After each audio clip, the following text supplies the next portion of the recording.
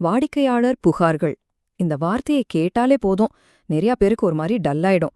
ஆனா ஒரு நிமிஷம் யோசிங்க, இந்த புகார்களுக்குள்ளதான் உங்க பிசினஸ் வளர்றதுக்கான ஒரு பெரிய ரகசியமே அடங்கியிருக்குன்னு சொன்னா நம்புவீங்களா?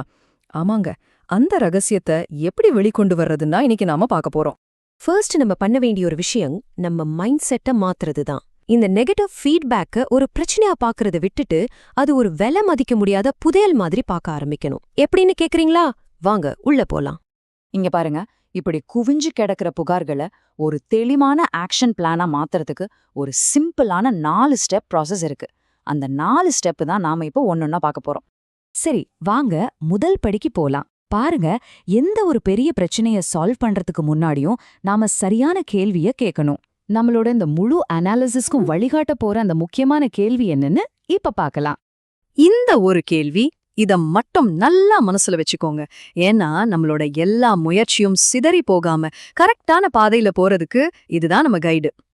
இப்போ நம்மளோட முக்கியமான கேள்விக்கு பதில் கண்டுபிடிக்கணும்னா, கஸ்டமர் சொல்ற ஆயிரக்கணக்கான விஷயங்கள்ல இருந்து முக்கியமான பிரச்சனைகளை முதல்ல தனியா பிரிக்கணும். அதாவது அந்த சத்தத்துக்குள்ள ஒளிஞ்சிருக்கிற விஷயத்தை எப்படி கண்டுபிடிக்கிறதுன்னு இப்ப பார்க்கலாம். முதல்ல வர புகார்களை எல்லாம் இந்த மாதிரி பொதுவான கேட்டகரியா பிரிக்கணும். அப்போதான் ஒரு கிளாரிட்டி கிடைக்கும். உங்க கஸ்டமர்ஸ் ஆப் யூஸ் பண்றதுல பிரச்சனை இருக்குன்னு சொல்றாங்களா, இல்ல ஸ்பீட் தான் பிரச்சனையா? இப்படி கேட்டகரைஸ் பண்றது தான் பிரச்சனைய கண்டுபிடிக்கிறதுக்கான ஃபர்ஸ்ட் ஸ்டெப். இப்போ இந்த ஃபீட்பேக்கை கொஞ்சம் பாருங்க. புது டேஷ்போர்டு ரொம்ப கன்ஃபியூசிங்கா இருக்கு. இது வெறும் வார்த்தைங்கல்ல, ஒரு கஸ்டமரோட நேரத்தையும் பொறுமையையும் நம்ம வீணடிச்சிருக்கோம்னு இது சொல்லுது. இது வெறும் டேட்டா பாயிண்ட் கிடையாது, இது ஒரு உண்மையான மனுஷனோட ஃப்ரஸ்ட்ரேஷன். அடுத்து இத பாருங்க, ஒரு ஆப் ஸ்லோவா இருக்கிறதுங்கிறது ஒரு சின்ன டெக்னிக்கல் பிரச்சனை மட்டும் இல்ல, அது உங்க கஸ்டமரை நேரா உங்க காம்படிட்டர் கிட்ட அனுப்புறதுக்கு சமம்.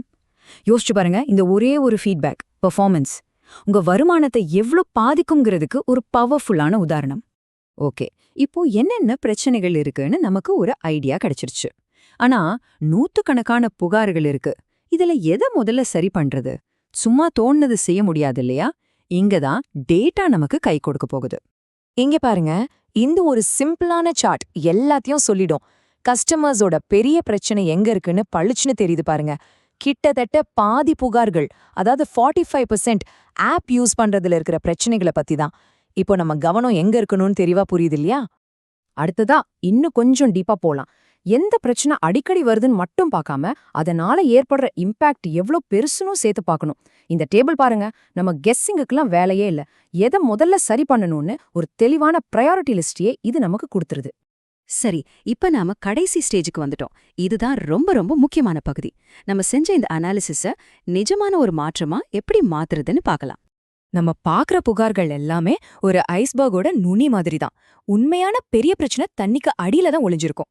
யூசரால பட்டனை கண்டுபிடிக்க முடியலங்கிறது ஒரு அறிகுறி. ஆனா ஏன் கண்டுபிடிக்க முடியல அப்படின்னு கேள்வி கேட்டு அந்த மூல காரணத்தை, அதாவது ரூட் காஸை கண்டுபிடிச்சாதான் அதுக்கு ஒரு நிரந்தர தீர்வு கிடைக்கும்.